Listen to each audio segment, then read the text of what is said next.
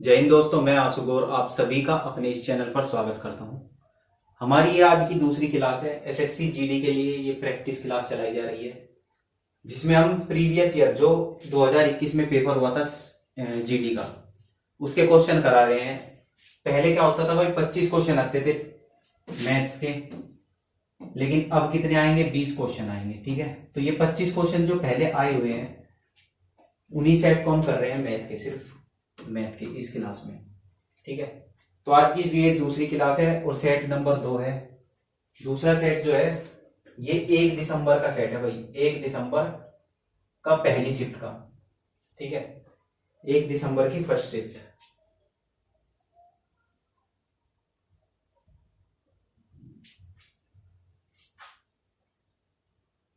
इसमें जो है पहला क्वेश्चन भाई, जो इस सेट का पहला क्वेश्चन है वो थोड़ा सा डाउटफुल है। ये इसमें कुछ हिंदी करने में इसकी गड़बड़ की गई है, तो ये सवाल डाउट में है, इसलिए ये छोड़ दिया। दूसरे सवाल से स्टार्ट कर रहे हैं हम। दूसरा सवाल क्या है ये देखते हैं भाई। देखो दूसरा सवाल क्या है, एक व्यक्ति को 210.80 में एक वस्तु को 210.80 में बेचने पर एक व्यक्ति को 15% की हानि होती है। 9.5% का लाभ प्राप्त करने के लिए उसे इस वस्तु को किस मूल्य पर बेचना चाहिए। अब एक बात बताओ, प्रॉफिट लॉस का सवाल है। इस तरह के सवाल बहुत सारे आपने करे होंगे। करने का तरीका क्या है, जैसे ये 15% की हानि हुई है तो हम मान क्या लेते हैं कि जो सीपी है किसी भी वस्तु का वो कितना होता है, 100%।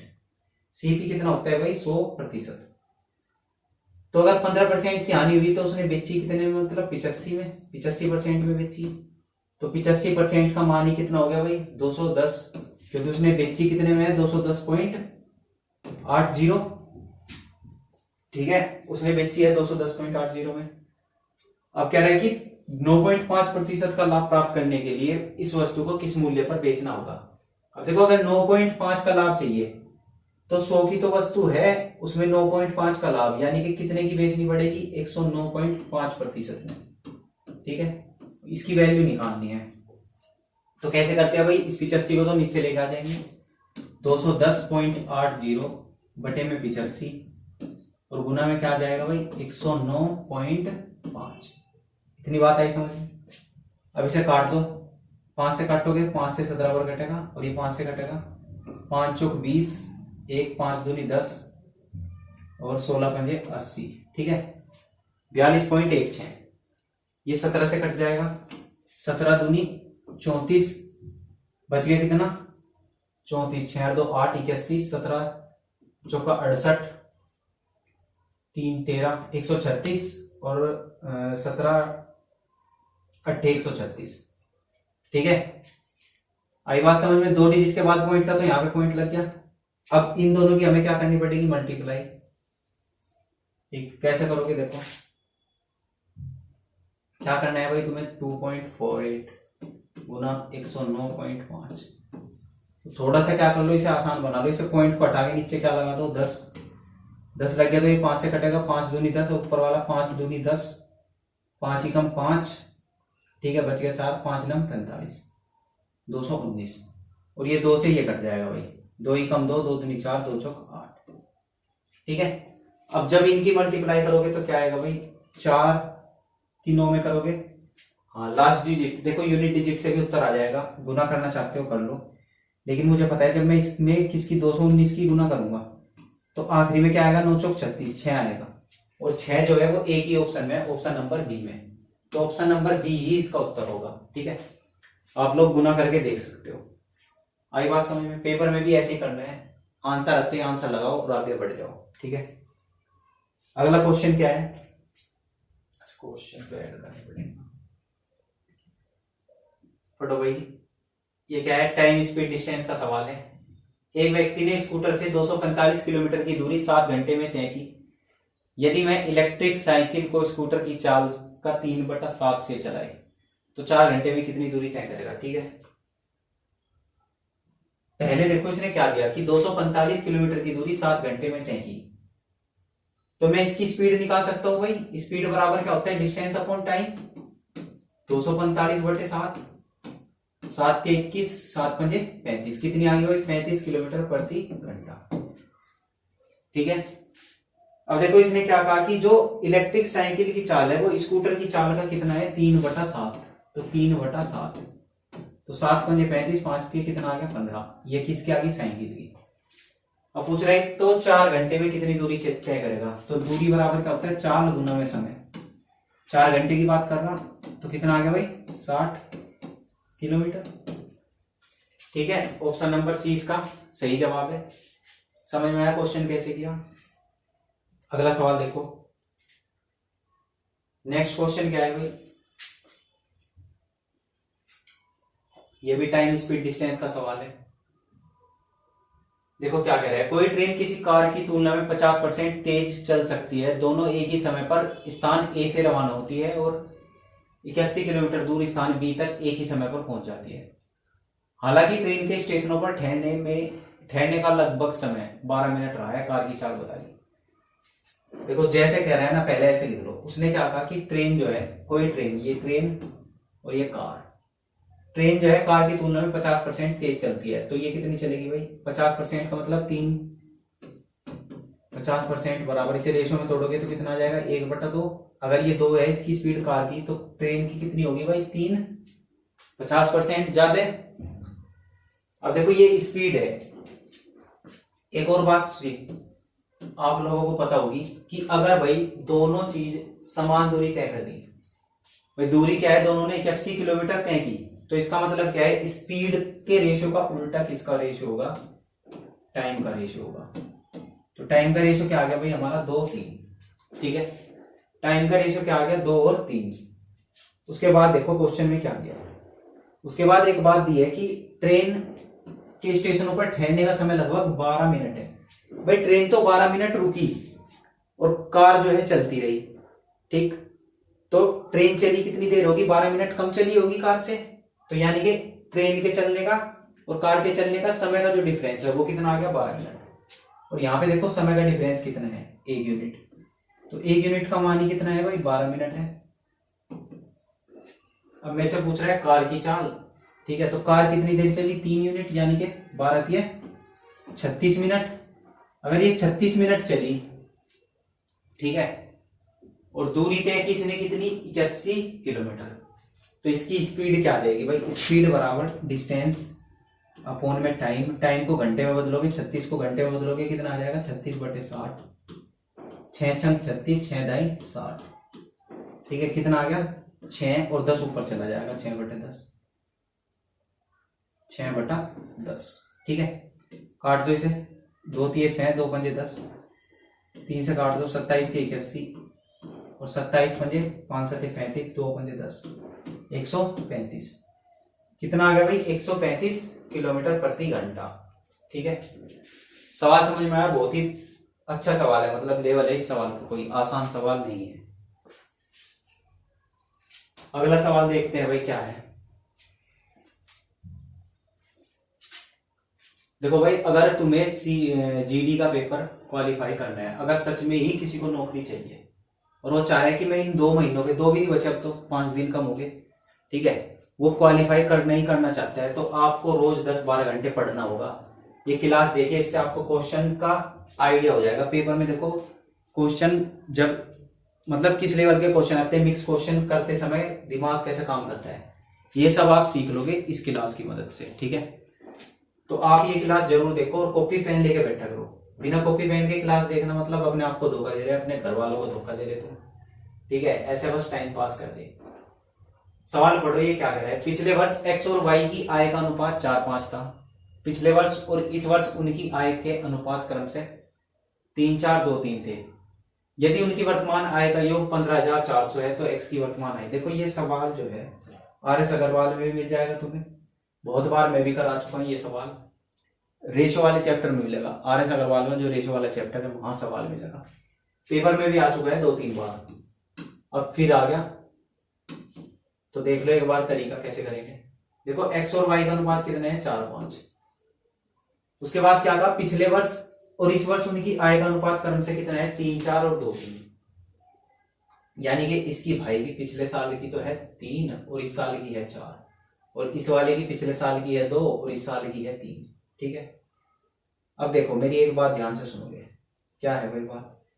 कि अगर भाई ये भी इसकी पिछले साल की आई है और ये भी, तो ये दोनों बराबर होनी चाहिए। ठीक है, दोनों क्या होनी चाहिए, बराबर होनी चाहिए। बराबर नहीं है तो करो बराबर। बराबर करने के लिए भाई इसमें 3 से गुना, इसमें 4 से।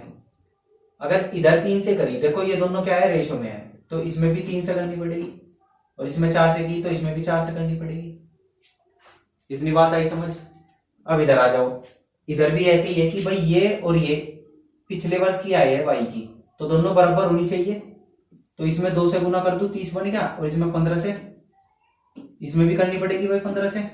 अगर इधर 2 से की तो इसमें भी 2 से करनी पड़ेगी। अब एक बात बताओ, अगर इधर 2 से कर दी, ये कितना हो गया 24, 4 के 12 दूनी 24, और ये रह गया 12, फिर अलग अलग हो गए, मतलब इधर भी 2 से मल्टीप्लाई करनी पड़ेगी। अब क्या हो गया, ये बराबर हो गया, देखो 24 24 30 30। ठीक है, अब होगी इसकी आय बराबर पिछले साल की आय दोनों की बराबर। अब देख लो उसने दिया क्या है, उसने क्या दिया भाई, यदि उनकी वर्तमान आय का योग इतना है, उनकी वर्तमान आय, देखो इसकी वर्तमान आय ये रही और इसकी वर्तमान आय ये रही। इसकी वर्तमान आय देखो कितनी होगी, 4 चौक 16 दूनी 32, और इसकी कितनी होगी 45। उसने दे दिया योग, तो योग निकाल लो, यहां से कितना आ जाएगा भाई 7 7 77, और इसका मान पेपर में कितना दे रखा है 15,400। काट दोगे इसे, किससे काट लो, 7 से काट लो, 7 ही कम 7 7 ही कम 7, 7 दूनी 14 7 दूनी 14, और 11 दूनी 22, कितना आ गया भाई 200। एक यूनिट का मान कितना आ गया 200। अब मेरे से पूछ रहा है एक्स की वर्तमान है, यानी कि इस 32 का मान पूछ रहा है। एक का मान 200 है तो 32 का मान 2 से गुना करोगे और 2 जीरो चिपका दोगे। ठीक है, 6400, कितना आ गया भाई 6400। ठीक है, 6400 रुपये। आया सवाल समझ में? करने में बहुत आसान है, ऐसे देखने में बड़ा सा लगता है काफी। अगला सवाल देखोगे, देखो थोड़ा सा स्पीड से कराता हूं मैं अपनी इस क्लास में, क्योंकि मुझे पूरे 25 क्वेश्चन खत्म करने हैं और ज्यादा टाइम भी नहीं लगाना, फिर बच्चे देखते नहीं, मतलब ठीक भी नहीं है ना। मतलब 25 क्वेश्चन अगर 1 घंटे में नहीं हो रहे तो दिक्कत वाली बात है, टाइम वेस्ट ना हो, इसलिए मैं थोड़ा सा स्पीड से पढ़ाता हूँ। आपको स्पीड बढ़ा के देखने की जरूरत नहीं पड़ेगी, ऐसा लगेगा जैसे वीडियो चल रही 1.25x में। सवाल देखो छठा क्या है, हरि ने 2 वस्तुएं ए और बी कुल मिलाकर 1250 में खरीदी। उसने ए को 20% की हानि पर और बी को 15% के लाभ पर बेचा। यदि बी का विक्रय मूल्य ए के विक्रय मूल्य से दुगने से 75 कम था। ठीक है, सवाल अच्छा है ये भी, इस सेट में तो क्वेश्चन ही अच्छा है भाई। देखो ये क्या, अब इस सवाल को हम कर तो देते परसेंटेज से, लेकिन यहाँ पे दिक्कत होगी, ये यहाँ पे रुपए में दे दिया इसने, और इसकी वजह से क्या करना पड़ेगा, हमें मानना पड़ेगा। अब जब मानना हो तो क्या मानेंगे, जैसे ए है और ये बी है, तो ए की आय कितनी मान लो, अच्छा नहीं, ए वस्तु का मूल्य कितना मान लो 100x, और बी का मान लो 100y। ठीक है, अब हरि ने दोनों वस्तुएं ए और बी मिलाकर 1250 में खरीदी, यानी कि अगर दोनों वस्तुएं मिलाकर कितने में खरीदी 1250 में, तो 100x प्लस 100y बराबर किसके आ जाएगा 1250 के। ठीक है, अब आगे की लाइन पढ़ो, ए को 20% की हानि पर और बी को 15% के लाभ पर बेचे, तो ए को तो हानि पे बेच दो भाई। अगर 20% की हानि हुई तो ये 80x में बिकी, और इस पे लाभ हुआ 15% का, तो ये 115 y में बिकी पर बेचा। यदि b का विक्रय मूल्य है, या क्या कह रहा है भाई कि b का विक्रय मूल्य a के विक्रय मूल्य के दुगने से 75 कम है। b का जो विक्रय मूल्य है a के विक्रय मूल्य के दुगने से, इसका दुगना यानी कि 160x, इसके दुगने से 75 कम है, और 115y किसके बराबर आ जाएगा 75। उसने कहा है ऐसा भाई 75 कम है, तो इन दोनों का अंतर 75 होना चाहिए। थोड़ा सा इसे सिंप्लीफाई कर लो, देखो इसे 5 से काट दूं मैं, 25 से तो काटेंगे, 5 से काट देंगे इसे, 5 दिए 15, 5 दूनी 10 माइनस 5 दूनी 10, 5 दिए 15 बराबर 15 पंजे 75। ठीक है, और इसे भी थोड़ा सा सिंप्लीफाई कर लो ऊपर वाली इक्वेशन को, इसे तो बल्कि ऐसे ही लिख लो, x प्लस दिखाई दे रहा ना y, 100 से काट दिया पूरी इक्वेशन को, बराबर कितना आ जाएगा 12.5। ठीक है, निकालना किसका, तो ए का क्रय मूल्य, तो ए का वैल्यू निकालना, तो एक्स की मान चाहिए मुझे। एक्स रखो नीचे, ये वाली इक्वेशन इधर रखोगे भाई, एक्स प्लस वाई बराबर 12.5। अब देखो एक्स बचाना y काटना, तो 23 से मल्टीप्लाई करनी पड़ेगी, इधर भी 23 से हो जाएगी। ठीक है, क्या करो, जोड़ दो इक्वेशन को, y तो कट ही गया, इधर कितना बचेगा भाई 5 और 5 55, x बराबर इसकी मल्टीप्लाई कर लो एक बार 23 की, इसमें 3 बजे 15, 1 3 दूनी 6 1 7, 3 एकम 3, इसकी करोगे 2 की इसमें करोगे तो 125 दूनी 250, 250 जोड़ दो 5 7 8 2, कितना आ गया भाई 287.5। ठीक है, अब 287.5 में 15 जोड़ोगे कितना आ जाएगा भाई, यहां पे लिख दो 0.5, 7 में 5 जोड़ोगे 7 और 5 12, एक ऊपर 8 और 1 9 और 1 10 की 0, हासिल हुए 302.5। ठीक है, यहां तक कोई दिक्कत। अब इसे काट दो भाई, 5 से काटोगे 11 बार, और इधर काट दो 5 6 30। ठीक है, 5 6 30 और 5 5 25। ठीक भाई, 6.5। तो x का मान कितना आ गया, ये कुछ गलत सा हो गया, कहां पे गलती करी भाई हमने, x प्लस वाई बराबर 12.5 हो गया, ये 20% की हानि पर और ये 15% के लाभ पर 20। यदि b का विक्रय मूल्य a के विक्रय मूल्य के दुगने से इतना कम है, इसका दुगना कर दिया, इससे इतना कम है 75 कम है। ठीक है, 5 3 15, 5 दूनी 10, 5 दूनी 10, 5 3 15, वाई 5 1 5 5 5 25। ठीक है, 23 23, तो मतलब गुना में ही गलती हुई यहाँ पे, एक बार चेक कर लो भाई गुना करके, 12.5 23, 3 5 15, 3 दूनी 6 1 7, 3 ठीक है, इधर 125 दूनी 250, शायद यहीं पर गलत हुई थी, 5 7 8 2, और इसमें जोड़ोगे 15, जोड़ ही रहे ना हम। ठीक है, 5 7 5 12, 8 और 2 10 की 0 302.5।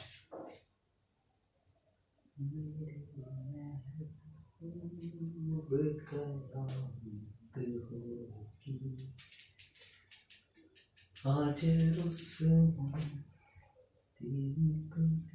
302.5, 5 6 30, ये नहीं चलेगा भाई, 2 उतारना नहीं चलेगा, 5 5 25.05। ठीक है भाई, अब 11 से देखो इसे काट के कटेगा क्या, ये 11 5 55, 11 5 55 कट गया, अब कट गया, बस एक जीरो के चक्कर में पूरा सवाल दोबारा देखना पड़ेगा। ठीक है, अब कट जाएगा भाई ये इससे कितनी बार, 5.5 बार। ठीक है, 0.55 बार।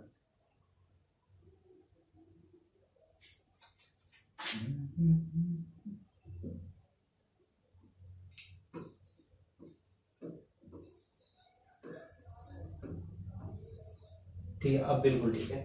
अब देखो इसका क्या पूछ रहा है, क्रय मूल्य। क्रय मूल्य हमने कितना माना था 100x, अगर x का मान 5.5 है तो 100x कितना आ जाएगा, 100 से मल्टीप्लाई कर दोगे इसमें 5.5 में, तो भाई कितना आ जाएगा 550। ठीक है भाई, कितना आ गया 550। ठीक है, सवाल थोड़ा सा यहाँ कैलकुलेशन में डिफिकल्ट था, बाकी कुछ नहीं है, ऐसे ही कर, यही तरीका है बेस्ट इस सवाल को करने का। ठीक है, बढ़ते हैं अगले सवाल। तो अगला सवाल क्या है भाई, सवाल काफी बड़े बड़े नजर आ रहे हैं पेपर में, अच्छा खासा लेवल था भाई इस सेट में तो। ठीक है, पहले दिन पहली शिफ्ट नहीं, पेपर तो नवंबर में शुरू हो गया था। दो पाइप ए और बी एक भरे हुए टैंक को क्रम से 10 और 15 मिनट में खाली कर सकते हैं। देखो ये ए और ये बी, ए 10 मिनट में खाली कर रहा, बी 15 मिनट में खाली कर रहा, दोनों खाली कर रहे, माइनस लगा दो। जबकि पाइप सी अकेला उसी खाली टैंक को 12 मिनट में भर सकता है। सी बेचारा अकेला भरने का काम कर रहा, 12 मिनट में भर देगा।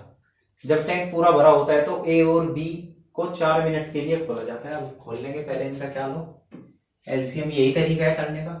एलसीएम कितना आएगा भाई, 120 या 60 भी आ गया, 60 ले लो, 15 चौका 60 माइनस में 12 पंजे 60 और 10 छिंग 60। ठीक है, अब देखो अब क्या कह रहा हूं क्वेश्चन में। अब क्या कहा उसने कि पहले और 12 मिनट, जब टैंक पूरा भरा होता है, पूरा भरा हुआ है भाई टैंक, तो ए और बी को 4 मिनट के लिए खोला जाता है। जब टैंक पूरा भरा है तो उसमें पानी कितना है, 60। अब उसने खोल दिया ए और बी को कितने मिनट के लिए, 4 मिनट के लिए, दोनों मिला के है 10 और 4 मिनट में खाली कर देंगे कितना भाई, 40। तो 60 में से 40 गया, कितना रह गया भाई, 20। 40 लीटर पानी बहा दिया उसने, खोला जाता है। और फिर उसके बाद केवल पाइप ए को बंद, ए को तो कर दिया बंद, ए तो हो गया बंद, ए को बंद कर दिया जाता है और सी को तुरंत बी के साथ खोल दिया जाता है और इसके साथ सी खोल दिया। अब देखो जब ये दोनों मिलकर काम करेंगे तो काम क्या होगा भाई, 5 में से 4 घटेगा, यानी कि एक काम हो रहा है, यानी 1 लीटर में भर रहा है। ठीक, अब टैंक को पूरी तरह भरने में देखो 20 तो बचा हुआ है, उसमें 60 भरना में, तो खाली कितना हुआ, 40, तो 40 भरना भाई, टोटल है 60, 20 भरा हुआ है, 40 खाली है, तो खाली वाला भरना ना। अब जब 40 भरना है, स्पीड रहेगी 1, 40 मिनट ले लेगा वो, तो अगली 40 मिनट में टैंक क्या होगा, पूरा भर जाएगा। ठीक है, बहुत ही आसान सवाल था, देखने में बड़ा सा है। अगला सवाल देखो भाई, क्या आ गया भाई, ये बेलन आ गया, 3D मेंसुरेशन, पढ़ लो इसे, चैप्टर को, बहुत आसान है भाई। क्या कह रहा, 7 मीटर गहराई और 20 मीटर त्रिज्या वाले खाली बेलनाकार टैंक में अधिकतम कितना पानी भरा जा सकता है। देखो जितना पानी भरा जाएगा वो क्या होगा, वो उसके आयतन के बराबर होगा, किसके, उसके आयतन के। और ये है बेलनाकार टैंक, तो बेलन का आयतन भाई पाई आर स्क्वायर एच। ठीक, अब पाई का मान तो इसने कह दिया 22/7 लेना, तो ले लो भाई 22/7। आर दे दिया इसने, त्रिज्या ये 20 मीटर, 20 गुना 20 और गहराई है इसकी 7, 7 से 7 कट गया, 2 दूनी 4 और 22 चौक 88, 2 0। ठीक है भाई, पहला ऑप्शन आंसर। देखा बहुत ही आसान होते हैं सवाल, कुछ मतलब जो जीडी वगैरह में आएंगे वो तो आसान ही आएंगे। ठीक है, अगला सवाल देख लो क्या है, और आते जरूर है भाई मेंसुरेशन में से। कभी ये सोचो कि मेंसुरेशन के सवाल नहीं आएंगे, आएंगे जरूर, 2 से 3 सवाल। इससे पहले वाले सेट में जो कराए थे उसमें भी 3 सवाल थे, अभी भी देखो सवाल 1 तो आ गया, बाकी आगे दिखा दूंगा। ये क्या कह रहा, ब्याज का सवाल आ गया, 10% वार्षिक ब्याज दर पर 3.5 वर्ष के लिए निवेशित किसी धनराशि का साधारण ब्याज, 9% वार्षिक ब्याज दर पर 4.5 वर्ष के लिए निवेशित उतनी ही राशि के साधारण ब्याज से 55 रुपए हमें धनराशि बतानी। कैसे करेंगे सवाल को भाई, देखो अगर ब्याज की दर है 10% और समय है 3.5, तो टोटल ब्याज कितना हो जाएगा भाई, 10 गुना 3.5 यानी कि 35%। ऐसे ही देखो 4.5 साल है और दर है 9, तो टोटल ब्याज कितना आ जाएगा, 9 पंजे 45, 4 9 चौक 36 और 4 36 और 4 40। ठीक है, तो कितना आ गया, 40.5%। यानी कि पहले वाली कंडीशन से ब्याज ये, दूसरे वाली से ये, उसके बाद इसने दोनों का अंतर दे दिया। अब मैंने देखा यहाँ पे इन दोनों का अंतर कितना है, 5.5। ठीक है, और रुपयों में क्वेश्चन पेपर में क्या दे दिया कि 55 रुपए है, यानी कि इसी का मान क्या है, 55 रुपए। तो एक का मान कितना आ जाएगा भाई, पॉइंट हटाओगे इधर 0, कितना आ गया 10। 1% का मान कितना आ गया 10। धनराशि ज्ञात कीजिए, 100% का मान कोई भी बता देगा, 2 0 चिपका दो 10 करके 1000।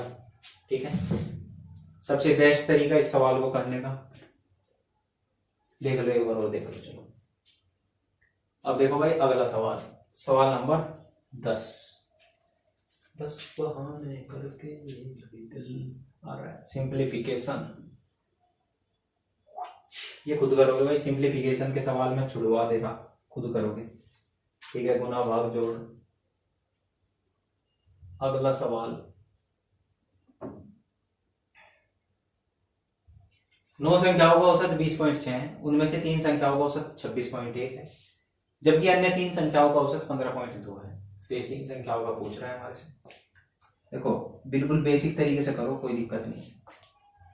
9 संख्याओं का औसत 20.6, तो 9 संख्याओं का सम कितना हो गया, गुना कर दो इसकी। 9 6 54, 5 अनुदुनी 18। ठीक है, अब देखो अगला क्या करें, उनमें से 3 संख्याओं का औसत 26.1 है, 3 का 26.1, तो इनका सम कितना हो जाएगा, 3 का 3, 3 छंग 18 और 3 दूनी 6 1 7। अगली 3 संख्याओं का औसत 15.2, तो इसका सम 3 दूनी 6, 15 दूनी 3 दूनी 6, 3 पंजे 15, 1 3 एकम 3 और 1 4, 45.6। अब यहाँ पे जो ये 6 संख्याएं हैं, कितनी 6 संख्याएं, इन 6 संख्याओं का टोटल कितना आ गया, 0.9, 5 और 8 13, 7 और 4 11 और 1 12, कितना आ गया 123.9।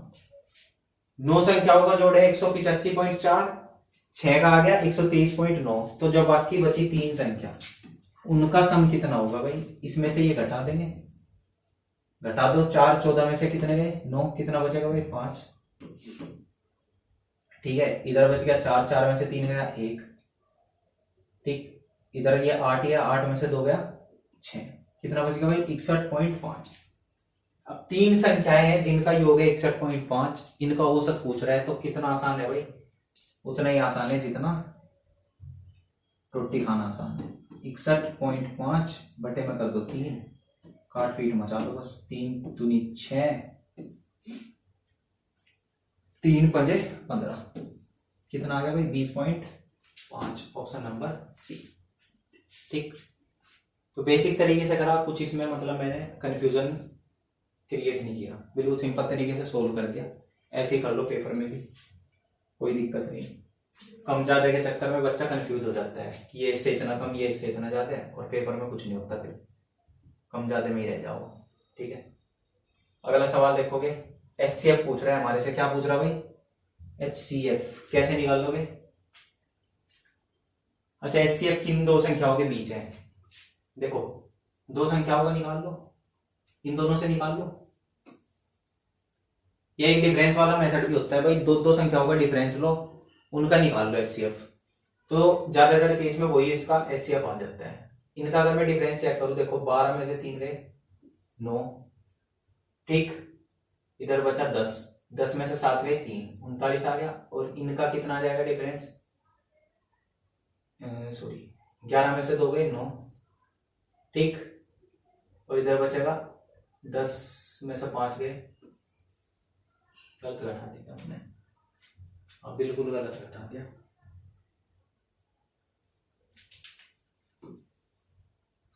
हाँ, 11 में से 2 गए 9, इधर बचा 4, 4 में से 1 गया 3, 39। भाई देखो दोनों से 39 आ रहा है डिफरेंस, तो इसके मैक्सिमम चांस है कि इसका HCF जो है 39 ही होगा। ठीक है, वरना क्या होता है 39 का कोई मल्टीपल होता है, जैसे 39 दूनी 39 थी। ठीक है, अब यहाँ पे पहुंच रहा है, ऑप्शन भी ऐसे ही है, तो मुझे पता ही लग गया 39 इसका HCF है। 39 किसके बीच में होगा, देखो 35 और 40 के बीच में, किसके बीच में होगा 35 और 40 के बीच में। ठीक है, वरना आप लोग क्या करोगे, आप लोग इस तरीके से निकाल के देख लोगे एक बार, उत्तर यही आएगा। ठीक है, उत्तर में कोई बदलाव नहीं होगा। समझ में आई बात, मैंने आपको मेथड बता दिया, डिफरेंस से कर लेते हैं। अगर देखो ये डिफरेंस अलग अलग होते हैं ना, तो हम इससे इसे भाग करते HCF निकालते उसी तरीके से। ठीक है, अगला सवाल देखो भाई, अगला नेक्स्ट क्वेश्चन क्या कह रहा है, दिए गए भिन्न प्रतिशतों निम्न पद के अनुपात में व्यक्त कीजिए। क्या है ये, इसे सिंप्लीफाई करना है, इससे आसान सवाल तो कोई नहीं पूछा जा सकता भाई। सिंप्लीफाई करना है बस, 75 बटे 17, परसेंटेज हटाओ नीचे, 100 चिपका दो, 25 के 75, 25 चौका 100, तो 17 चौका 68, 3 बटा 68, कहां पे पटा, ये पटा 3 बटा 68। ठीक है, आसान सवाल था भाई, अगला सवाल देखो भी, ओपन।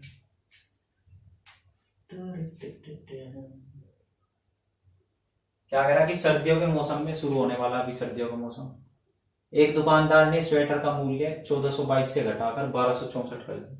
उसके द्वारा दी गई छूट का प्रतिशत, बस परसेंटेज में निकालना है कितने परसेंट छूट दे दी। पहले क्या रेट था भाई उसका 1422, अब क्या कर दिया 1264।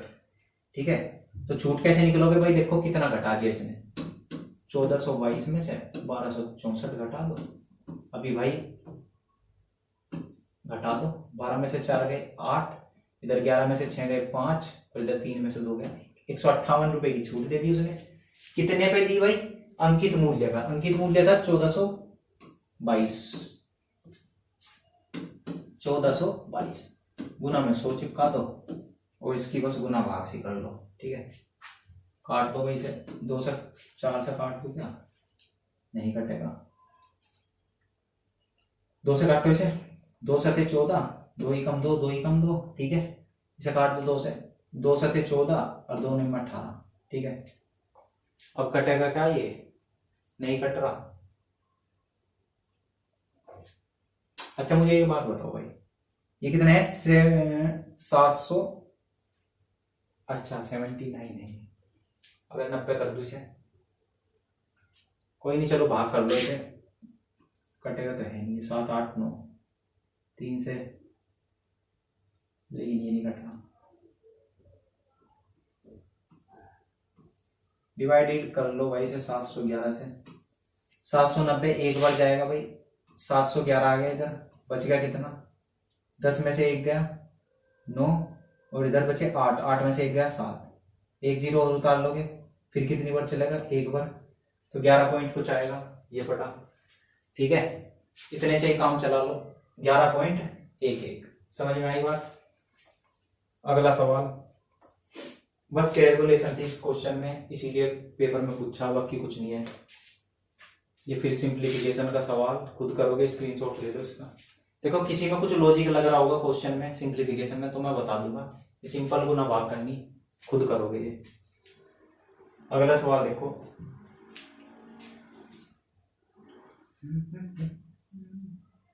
देखो फिर आगे मेंसुरेशन का सवाल क्या कह रहा, प्रत्येक 2 सेंटीमीटर व्यास वाले शीशे की गेंदों की संख्या ज्ञात करें जिन्हें 18 सेंटीमीटर व्यास वाले एक गोले से बनाया जा सकता है।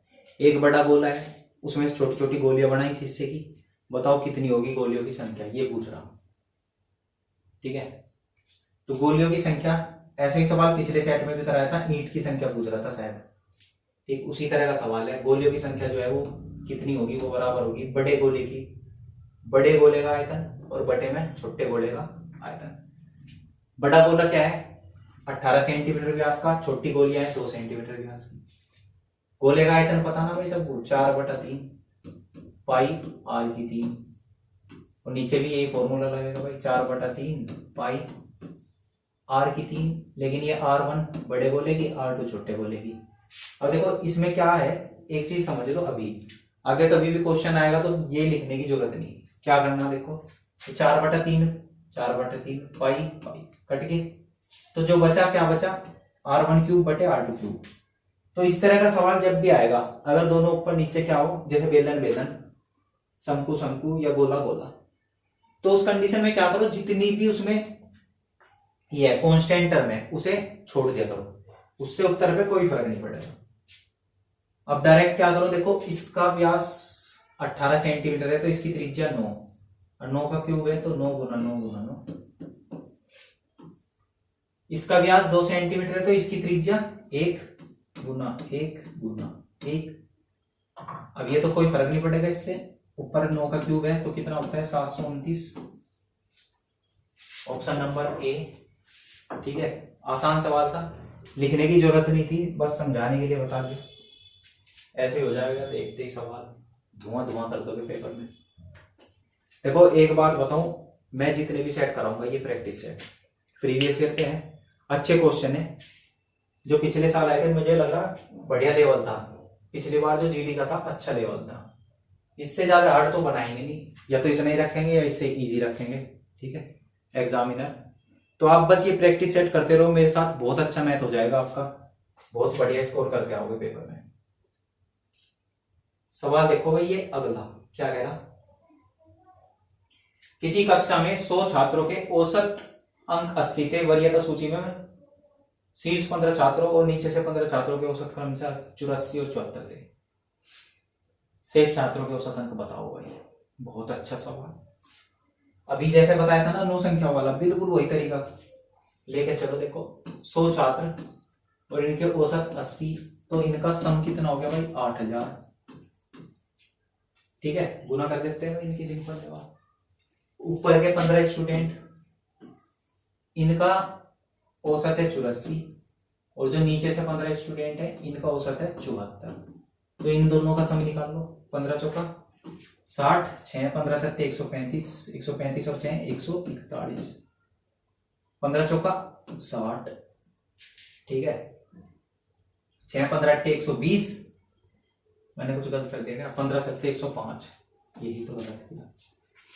15 7 105 और 6 111, और ये 15 8 120, 120 और 6 126। ठीक है भाई, अब आ जाओ, थोड़ा सा स्पीड में ज्यादा ही गलती हो जाए।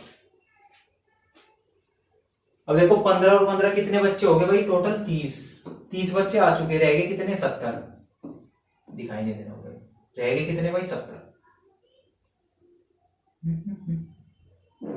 बच्चे बचे 70। अब देखो यहाँ पे सम कितना आ चुका, देखो ये 1260, ये 1110, टोटल कितना हो गया भाई, टोटल हो गया ये कितना 0 7 3 2 2370।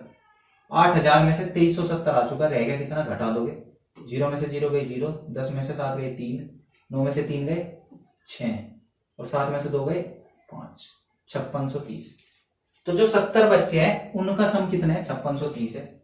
इनका औसत पूछ रहा मेरे से, औसत बताना भाई अब आसान हो गया। 5630 बटे में क्या कर दोगे 70, 1 0 से 1 0 हटा दो, 7 8 56। ठीक है, 7 8 56।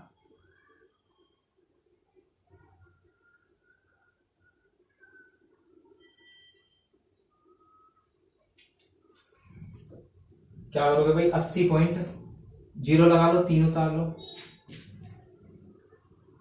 1 0 की खपत होगी क्या। ठीक, 7 8 56 बच गया 30, 7 चौक 28, पॉइंट लगा के 7 चौक 28। कौन सा आ गया भाई, ऑप्शन नंबर बी 80.43। कितना आ गया 80.43। समझ में आई बात। अगला सवाल देखो,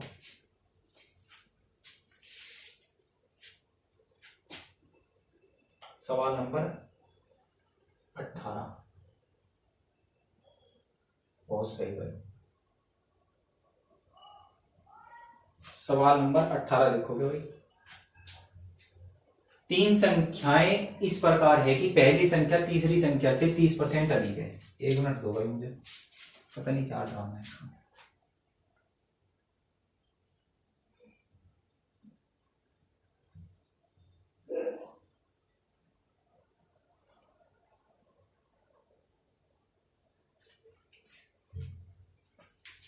अब देखो सवाल क्या कह रहा है, 3 संख्याएं इस प्रकार है कि पहली संख्या तीसरी संख्या से 30% अधिक है और दूसरी संख्या तीसरी संख्या से 40% कम है। 3 संख्याएं लिख लो, पहली दूसरी तीसरी, फर्स्ट सेकंड और थर्ड। ठीक है, हाँ समझ में आई। अब देखो जैसे कह रहा है ऐसे लिख दो, 3 संख्याएं इस प्रकार है कि पहली संख्या तीसरी संख्या से 30% अधिक है। अगर तीसरी संख्या 100 है तो पहली संख्या 130 होगी, उसके बाद क्या कहा उसने, और दूसरी संख्या तीसरी संख्या से 40% कम है, ये इससे 40 कम है, यानी कि ये 60 होगी। ठीक, अब यहां से इसे थोड़ा सा रेशियो में बदल लो, काट पीट के काट दोगे, 0 0 हटेगी सबकी, बस इतना ही कटेगा ये। ठीक, अब उसने क्या पूछा, पहली संख्या का पहली और दूसरी संख्या के योग से अनुपात। पहली संख्या का, पहली संख्या 13, पहली और दूसरी संख्या के योग, इन दोनों के योग 16 से क्या अनुपात है, बस यही पूछना। तो कितना आ गया भाई 13 और पहली संख्या का पहली और दूसरी संख्या के योग से अनुपात।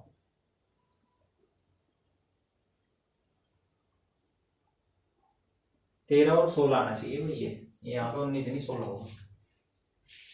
तीन संख्या इस प्रकार है कि पहली संख्या तीसरी संख्या से 30% अधिक है, 100 30, और दूसरी संख्या तीसरी संख्या से 40 कम है। दूसरी संख्या तीसरी संख्या से 40 कम है। पहली संख्या का पहली और दूसरी संख्या के योग से, पहली और दूसरी संख्या, अच्छा सॉरी, पहली संख्या का पहली और दूसरी संख्या के योग से, इन दोनों के योग से पूछ रहा है अनुपात, ठीक है। तो 6 और 13 कितना आ जाएगा 19, तो पहला ही ऑप्शन 13/19, ठीक है। आई बात समझो। अगला सवाल देखोगे क्या करा, सेम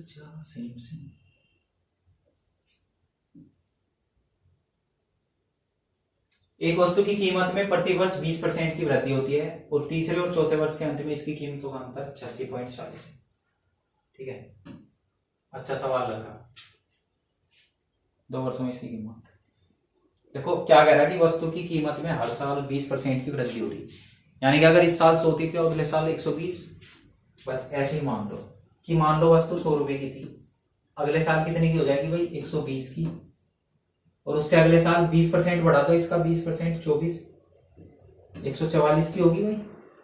उससे अगले साल इसका 20% बढ़ा दो, 144 का 20% निकाल लो फिर से, बोर्ड भी भाई 144 का 20/100 ऐसे करोगे, 0 से 0 हटेगी, ठीक।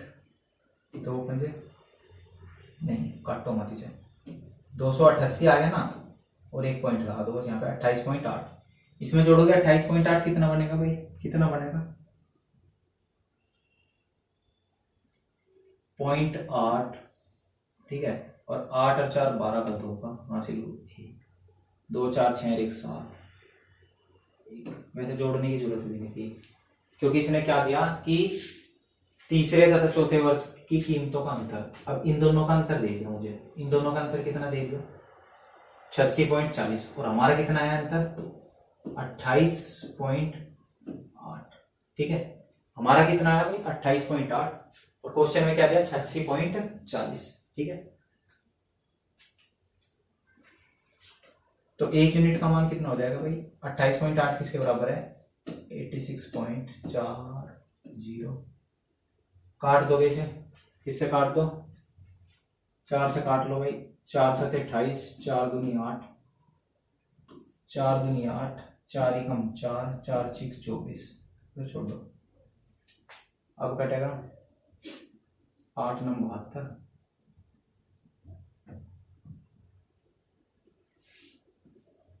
4 से काट लो, पेन चेंज कर दो एक बार में, और इसे हटा दो, ठीक है भाई। हाँ 4 से कटोगे, 4 एकम 4, कितना बच गया 3, 4 8 32, 1.8, इधर काट दो 4 से, 4 5 20, 4 चौक 16, ठीक है। 9 से काट दो, 9 दूनी 18, और 9 छिक 54, देखो पॉइंट से पॉइंट खत्म हो गया, 2 दिए 6, यानी कि 1 यूनिट का मान कितना आ गया 3।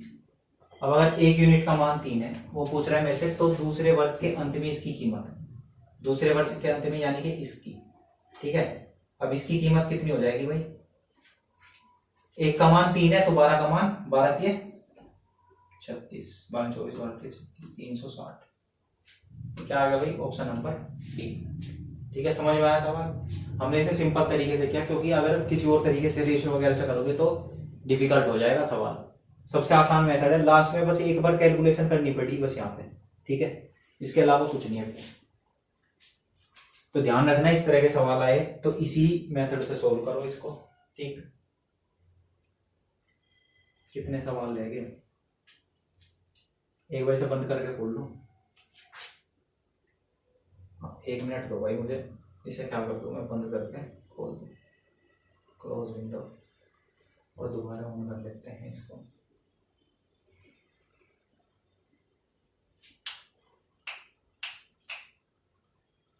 सवाल नंबर पे थे हम, SSCGD, ये हो गया था, ये हो गया था 360, 20% की वृद्धि, हाँ अब आगे चलो ये सवाल देखो क्या कहना। एक व्यक्ति ने 8% वार्षिक चक्रवर्ती ब्याज दर जो कि वार्षिक रूप से चक्रवर्ती है पर 13,000 उधार लिए, जो 2 वर्ष में 2 समान वार्षिक किस्तों में वापस किए। ठीक है, 2 किस्तों में समाप्त किए। किस्तों का सवाल है। जीडी में आना अपने आप में एक बहुत बड़ी उपलब्धि, क्योंकि किस्तों का सवाल जीडी में आ रहा है तो बहुत बड़ी बात है। बच्चे तो पढ़ते भी नहीं से, जीडी वाले बच्चे कैसे करोगे? देखो किस्तों का सवाल करते कैसे हैं। 8% का मतलब तोड़ दो इसे, 2/25। ठीक है, इसका मतलब क्या हो गया भाई? पहले साल अगर उसने 25 रुपए उधार लिए तो उसे देने कितने पड़ेंगे? 25 और 2 27। ठीक है, अब दूसरे साल 25 के कितने हो जाएंगे भाई? दूसरे साल में ब्याज बढ़ाना तुमने, चक्रवर्ती ब्याज दूसरे साल में क्या जोड़ते हैं? उसका स्क्वायर। तो 25 का स्क्वायर 625 और 27 का स्क्वायर 27 गुना 27 729 होता है। ठीक है, 729। अब उसने क्या करा कि दोनों किस्तें समान दी, 2 समान किस्तों में वापस किए। तो अगर यहाँ पे 729 है तो ऊपर भी क्या होना चाहिए? 729 होना चाहिए। तो ऊपर क्या करनी पड़ेगी भाई? मल्टीप्लाई 27 की। अगर इधर की तो इधर भी करनी पड़ेगी 27 की मल्टीप्लाई। समझ में आई बात? प्रत्येक किस्त की धनराशि कितनी होगी? प्रत्येक किस्त की धनराशि पूछ रहा है मेरे से।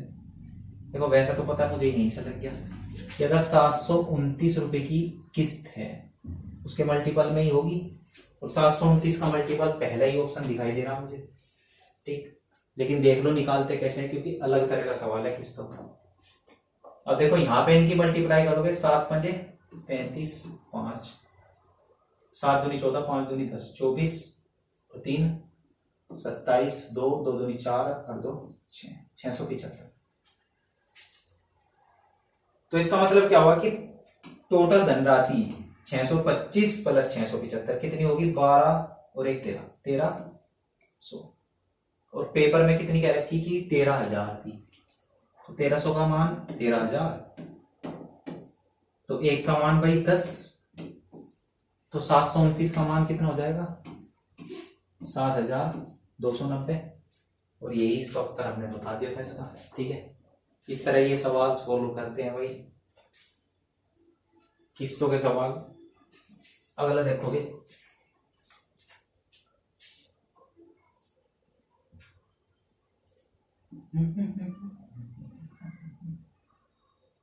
एक दुकानदार 2 जोड़ी जूते समान मूल्य पर खरीदता है और उनमें से एक जोड़ी को 15% लाभ पर और दूसरे को 5% हानि पर बेचता है।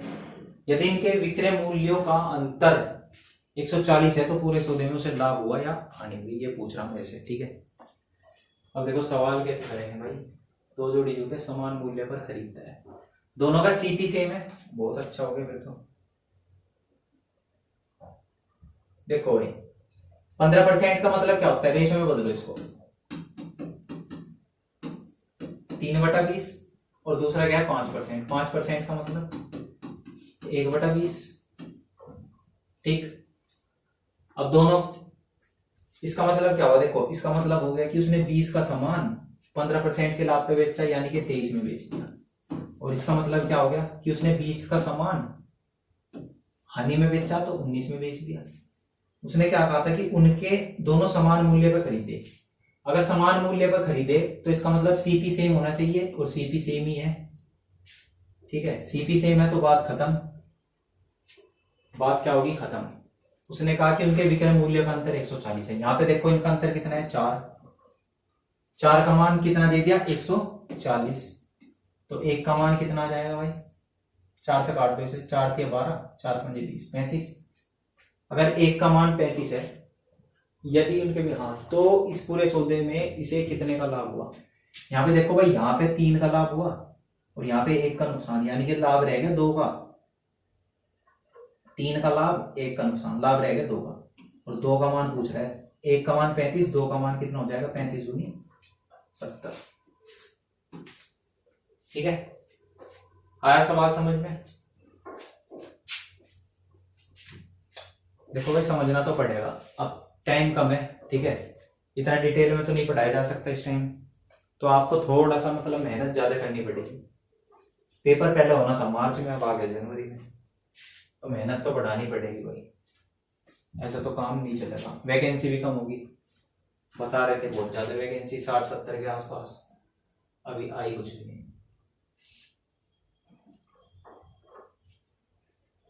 6 कमीजों के अंकित मूल्य 8400 रुपए पर 12.5% की छूट है, तो 4900 में कितनी कमीजें खरीदी जा सकती है। ठीक है, तो ये तो बहुत ही बेहद आसान सवाल है भाई। 6 कमीजों के अंकित मूल्य पर 12.5 की छूट है। अगर 6 का मूल्य इतना है तो 1 का मूल्य कितना आ जाएगा? 8400 बटे, या यहीं पर काट दो इसे, क्या लिखना है? 6 का मूल्य अगर 84 है तो 1 का मूल्य 6 12 14 6 84, 1400 आ गया। ठीक, 1 का मूल्य 14 आ गया। अब इस पे 12.5% की छूट दे रहा हो, तो 12.5% यानी कि भाई देखो मैं बता रहा, 12.5% का मतलब होता है 1/8। तो वो छूट दे रहा 8 पे 1 की, तो बेच कितने में रहा? 7 पे। ठीक, 4 दूनी 8, 4 तिया 12, 4 पंजे 20, तो 2 से कटोगे, 2 एकम 2, 2 सते 14 और 2 पंजे 10, 175। इनकी गुना कर दो, 7 पंजे 35, 3 यहाँ पे 7 7 49 और 3 52, 7 एकम 7 5 12, यानी कि 1225 रुपए की उसने बेचनी, 1225 रुपए में उसे बेचनी। तो एक व्यक्ति ले गया कितने रुपए भाई? 4900 रुपए। तो बताओ वो कितनी शर्ट लेके जाएगा, जबकि एक शर्ट है 1225 रुपए की। कर लोगे भैया? 12 24 बातें से 12 चौक 48 और 25 चौका 100। कितनी शर्ट आ गई भाई? 4। कितने बार कटेगा? 4 बार।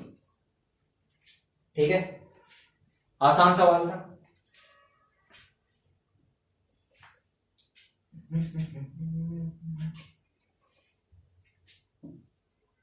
ये इससे आसान क्या हो सकता है भाई? कुछ नहीं हो सकता। कैसे करते हैं भाई ये वाला सवाल? ऐसे अंदर अंदर वालों की गुना कर दो और बाहर बाहर वालों की गुना कर दो, तो 2 5 0.25 गुना में 6 बराबर x गुना में 5। ठीक है, 5 से इसे काट दोगे, 5 पंजे 25, कितना आ गया? 0.05। इन दोनों की गुना करोगे, 6 पंजे 30। ठीक है, और 2 डिजिट के बाद पॉइंट, यानी कि पॉइंट यहाँ पे आ गई। तो क्या आ गया भाई उत्तर? समझ में आई बात? ठीक है क्या? अगला सवाल देखो भाई क्या कह रहा है। एचसीएफ का सवाल है, एचसीएफ एलसीएम। ये भी आसान सवाल है। देखो क्या कह रखा कि 3 संख्याओं का अनुपात 4 3 7 है और इनका जो एचसीएफ है वो 6 है। इन संख्याओं का योग पूछ रहा है मेरे से, कितना होगा? कैसे करोगे? देखो क्या दिया है हमें? एचसीएफ, तो रेशियो से क्या निकाल लो इनका? एचसीएफ। अब इनका एचसीएफ क्या आएगा? 1, और 1 का मान 6 दे रखा। ठीक है, तो पूछ रहा है तो इन संख्याओं का योग। अब यहां से जो पूछ रहा है वो निकाल लो। क्या पूछ रहा है? योग। 4 और 3 7 और 7 14, 14 का मान पूछ रहा। 1 का मान 6 है तो 14 का मान 14 6 84। देखोगे भाई अगला सवाल और अंतिम सवाल, सवाल नंबर 25। ठीक है, इसके साथ आपका दूसरा सेट समाप्त। श्रीमती गुप्ता ने अर्धवार्षिक रूप से चक्रवर्ती होने पर 8% वार्षिक चक्रवर्ती ब्याज दर पर 50,000 निवेश किया 1 वर्ष के लिए। सावधि जमा की अवधि पूरी होने पर उन्हें कितनी राशि मिलेगी? बस देखो भाई, ब्याज की दर क्या है? अर्धवार्षिक।